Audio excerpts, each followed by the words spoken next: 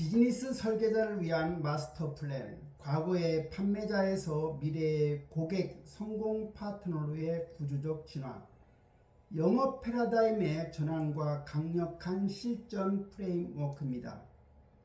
고객과 기업의 패러다임의 변화이지요. 1980년부터 1990년대까지는 생산자, 판매자 중심 시장이었습니다. 고객의 니즈는 다품종 상품이었죠. 적정 품질과 가격을 원하고요. 경영의 키워드는 바로 마케팅이었습니다. 혁신 내용은 제품과 품질의 혁신이었죠. 2000년대가 되면서 소비자 중심 시대로 바뀝니다. 고객의 니즈는 최고의 품질과 개인별 상품이었죠. 경영의 키워드는 고객 가치 창조였고요. 혁신 내용은 고객과 참여와 협력이었습니다. 그러나 2010년대 이후는 고객 주도 시장으로 바뀌었습니다. 고객의 니즈가 맞춤형 시대, 기능과 감성, 영성을 중시했고 경영의 키워드는 고객 성공, 영혼의 감동에 있었죠. 혁신 내용도 사회 공헌이나 세대 간 협력과 통섭이었습니다. 그래서 프로슈머에서 크리슈머 시대로 전환된 겁니다. 단순한 소비자, 컨슈머를 넘어서 생산에 참여하는 프로슈머, 가치를 창조하는 크리슈머 시대로 진입했던 겁니다. 제품의 가치가 제품의 가격보다는 커야 되고 제품의 가격보다는 제품의 코스트보다는 커야 합니다. 도태되는 종과 끝까지 살아남는 종이 있죠. 도태되는 종, 즉 공룡이 그 예가 될까요? 공룡은 속도가 느렸지요. 아날로그적 지체였습니다. 초점은 기능 중심이었고요. 역할은 관리자 중심이었고요. 지표는 생산성 위주였습니다. 운명이 바로 GM이나 포드나 코닥 같은 회사였죠. 결국은 쇠퇴의 길을 가게 됩니다. 끝까지 살아남는 종은 어떤 종일까요? 카멜레온이나 거미가 해당이 됩니다. 속도가 빠르죠. 디지털 혁신의 속도를 갖춘 거죠. 초점이 커스터머 밸류, 고객 가치를 창출하는 것이고요. 역할은 솔루션 전문가, 엑스퍼트이죠. 지표는 본질적인 역량, 컴피턴스가 있는 거고요. 운명은 애플이나 구글이나 이런 회사의 도약의 궤적을 갖는 회사입니다. 끝까지 생존하는 종은 가장 강하고 두뇌가 좋은 종은 아닐 겁니다. 변화에 적응해서 대응하는 종이 바로 훌륭한 종이죠. 가치 창출 구조 진화도입니다. 1D, 바로 프로덕트는 선형적 교환이죠. 기업과 고객 사이에 1차원적 화폐 교환이 이루어지고 생산된 제품을 탐색하고 구매하는 단순 구조입니다. 기업이 제품을 만들면 고객이 구매하고 그 고객이 구매한 화폐가 기업으로 가는 형식이죠. 선형적 교환이라 합니다. 두 번째는 서비스 평면적 관계입니다. 기업과 고객 사이의 2차원적 신뢰 관계입니다. 기업과 고객 사이에 왔다 갔다 하는 그런 2차원 관계고요. 눈에 보이지 않는 지식과 서비스가 지속적으로 피드백됩니다. 기업의 서비스가 고객으로 흘러가고 고객의 신뢰가 기업으로 흘러가는 구조 있죠. 세 번째는 솔루션, 황금 삼각형입니다. 전통적인 제품과 서비스를 넘어서 고객의 잠재적 니즈를 파악해 문제를 해결하고 단순히 기업과 고객의 관계가 아닌 고객, 기업, 고객 성과라는 3차원적 황금 삼각형의 완성입니다. 고객 성과, 기업 간의 황금 손가락, 황금 삼각형의 완성이죠. FAB라는 터널이 있습니다. 여기서 F는 feature라는 뜻이죠. 또는 fact라는 뜻이고요. 제품의 객관적인 측면과 사실을 알리는 거죠. A는요, 어드밴티지, 장점이죠. 그 제품, 특징에 기업과 개인의 신뢰가 더해진 강점을 소구하는 거고요. B는 베니피트, 이익입니다. 고객의 잠재적 니즈와 결합 상태이자 실현 이익을 정량화된 숫자로 제시하는 겁니다. 마지막 E는 에비던스, 증거로 알려줘야죠. 샘플이나 시연이나 통계 그래프 또는 추천서, 언론 발표 등 객관적으로 입증할 수 있는 것을 보여줘야 됩니다. 다시 말하면 영업을 할 때 FAB를 제대로 알리는 겁니다.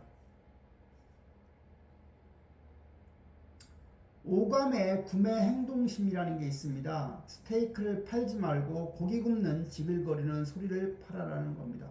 즉 상품이 주는 효용과 만족감을 먼저 제시하는 것이 중요하다는 거죠.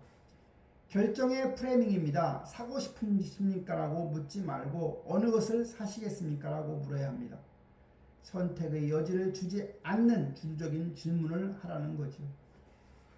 증거의 힘입니다. 말로만 하지 말고 꽃을 들고 말할 필요가 있습니다. 즉 증거물, 보조 자료를 제때 잘 활용하려는 겁니다. 협상력을 결정하는 4가지의 지렛대가 있죠. 첫 번째는 P입니다. 이니셜 피치라고 해서 최초의 요구입니다. 처음에 크게 요구하면 크게 얻을 수 있다고 합니다. 협상을 시작할 때 최초 제안을 먼저 구체적으로 과감하게 제시할 필요가 있습니다. 두 번째는 I, 인포메이션 정보죠. 상대방의 조직적, 개인적 정보를 상세하게 미리 세밀하게 파악해야 합니다. 상대의 정보를 얻되 자신의 정보는 최대한 감출 필요가 있는 거죠. 세 번째 P는 파워입니다. 급착 상태 시에는 중간점을 취하고 상대에게 돈, 시간, 노력을 투자하게 해서 매몰 비용의 힘을 역이용하는 겁니다. 네 번째는 T, 타임, 시간입니다. 검토 시간을 가지며 상대방의 데드라인을 파악하는 겁니다. 절대로 서두르지 말고 평상심을 유지하는 것이 무엇보다 중요합니다. 다음에는 페이싱 기법입니다. 페이싱 기법. 협상의 주도권을 잡는 심리적 동기와 전략인 거죠. 첫 번째는 몸동작을 동기화하는 겁니다. 자세나 호흡이나 시선을 무의식적으로 맞추는 거죠. 두 번째는 분위기의 동기화라 해서 상대의 신중함, 명랑함 등 감정의 톤을 맞추는 거고요. 세 번째는 화술의 동기화입니다. 말의 속도나 전문 용어 수준이나 목소리나 고절을 잘 맞추는 겁니다. 승패를 가르는 15초, MOT와 클레임의 역설입니다. 고객과 직원이 만나는 순간의 15초, 그 결정적인 순간, 모멘트 오브 트루스가 기업의 운명을 결정한다고 합니다. 침묵하는 불만의 위험성이죠. 불만을 가진 고객 중 91%는 소리 없이 떠난다고 합니다. 자신의 불만을 입으로 드러내는 고객은 27명 중에 1명에 불과하다고 합니다. 불만을 가진 4명은 각각 20명에게 악평을 퍼뜨리게 되죠. 호평보다 전파 속도가 2배라고 합니다. 불만은 혁신의 선물로 생각해야 합니다. 클레임의 역설입니다. 클레임을 만족스럽게 해결한 고객의 75 내지 92%가 다시 충성 고객으로 복귀한다고 합니다. 침묵하는 고객보다 불만을 말하는 고객이 오히려 관계 개선의 핵심 키를 쥐고 있는 겁니다. 불평을 혁신의 선물로 활용하시기 바랍니다. 나의 영업 역량은 어느 좌표에 있을까요? 첫 번째는 기본기 및 지식입니다. 제품 지식이나 재무 분석, 인터넷 정보 검색 능력을 갖추는 거죠. 두 번째는 제안 및 프레젠테이션입니다. 맞춤형 제안서를 작성할 줄 알아야 하고 시연 기술도 있어야 합니다. 세 번째는 협상 및 의사결정 능력이 있어야 합니다. PIPT를 활용하거나 데드라인을 방어한다거나 감정 억제력을 가지고 있어야죠. 네 번째는 고객 및 관계 관리입니다. 경청을 하거나 MOT 응대를 한다거나 인맥 관리를 하는 거고요. 마지막 5번째는 자기 혁신 및 리더십입니다. 명확한 목표를 설정할 줄 알고 철저한 방문 계획도 수립할 수 있어야 합니다.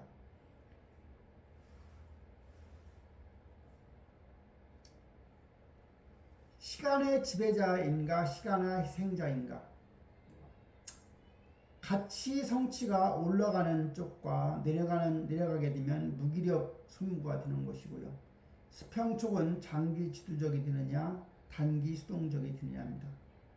장기 주도적이면서 가치 성취가 높은 경우는 바로 비전 가치 창조형이 될 겁니다.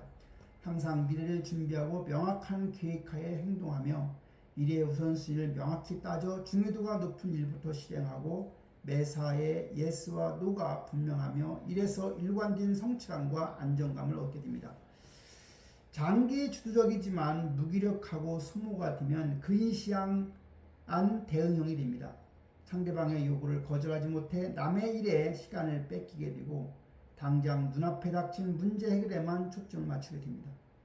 항상 바쁘지만 정작 일의 성과는 부족하지요. 무기력하고 소모적이면서 단기 수동적인 경우는 희생자, 소일거리형입니다. 항상 시간에 쫓기며 다급하게 생활합니다.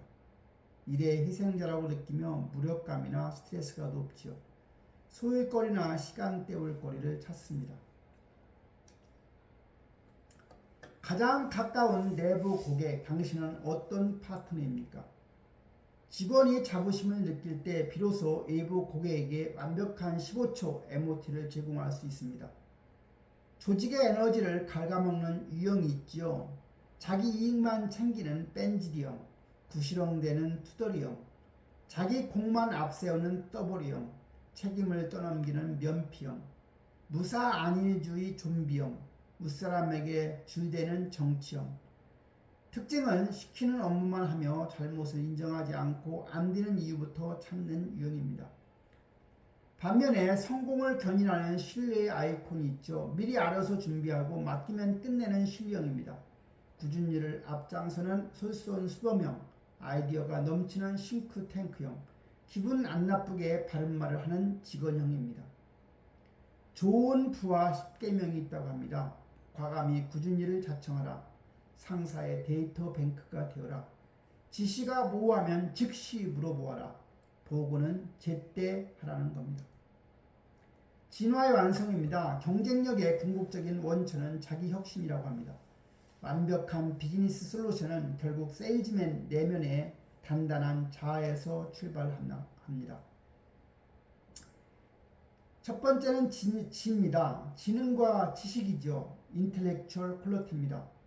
지적 자산, 정보 수집, 분석 능력, 전략화 능력이 바로 지혜 지자입니다. 마음 심은 열정 마인드죠. 모티베이션 하트형이고 목표 의식이 있고 비즈니스맨 스피릿이 있고 고객을 배려하는 타협과 인내력을 가지고 있습니다. 세 번째는 건강할 건자입니다. 건강 행동력이죠. 액션 파워가 있습니다. 목표를 향해 끝까지 밀어붙이는 추진력과 신체적 정신력이 강인한 겁니다. 그래서 삼각형 고객 기업 성과가 있다고 하면 지능, 마음, 건강이 함께해야 가능한 거죠. 외부의 솔루션, 즉 고객 기업 성과가 제대로 작동하기 위해서는 중심에서 상황을 통제하는 설계자의 내면이 완벽한 균형을 이루어야 하는 겁니다. 인생의 6대 균형, 건강, 정신, 경제, 가정, 지식, 봉사하는 것을 생활에 해야 할 겁니다. 영업 목표 수립 및 실행 마스터 대시보드입니다. 첫 번째는 판매 목표죠. 매출액이나 시장 점유율이나 신규, 기존 거래 선수를 정하는 겁니다. 두 번째는 이익 목표입니다. 회전율, 회수율, 영업 이익률이 되겠죠. 세 번째는 수급 목표입니다. 악성 채권을 방지하고 적게 회수하는 겁니다. 네 번째는 양적 목표입니다. 방문 빈도수나 활동량이고요. 다섯 번째는 질적 목표입니다. 반품률이나 파손율 감소, 서비스 질 향상입니다. 목표 달성의 핵심 전략입니다. 선택과 집중이죠. 상위 20% 핵심 고객의 영업 전략을 집중할 필요가 있습니다. 바로 그것이 파레토의 법칙이죠. 표적화는 사전에 명확한 표적을 시장과 고객을 선정하는 겁니다. 트렌드 선도는 변화 속도를 앞서 시장 규모와 추세를 선제적으로 분석해야 하는 겁니다. 세 번째는 프로세스 전환입니다. 단순 실적에서 원가, 물류, 구매를 아우르는 책임 중심 프로세스로 영업을 기획하는 일입니다. 변화를 영속적인 문화로 고착화하는 8단계 로드맵이 있죠. 스텝 1 첫 단계는 긴장감 조성입니다. 개혁이 안 되면 망한다는 명확한 위기의식을 공유하는 거지요. 스텝 2는 구심체 구축입니다. 내재적 동기에 몰입할 수 있는 강력하고 신뢰받는 변화 추진팀을 구성하는 겁니다. 스텝 3는 비전을 창조하는 겁니다. 단순한 예산 계획이 아닌 영혼을 움직이는 비전을 수립하는 거고요. 스텝 4는 비전을 확산하는 겁니다. 리더와 설계자들의 지속적인 솔루션 수급하는 거고요.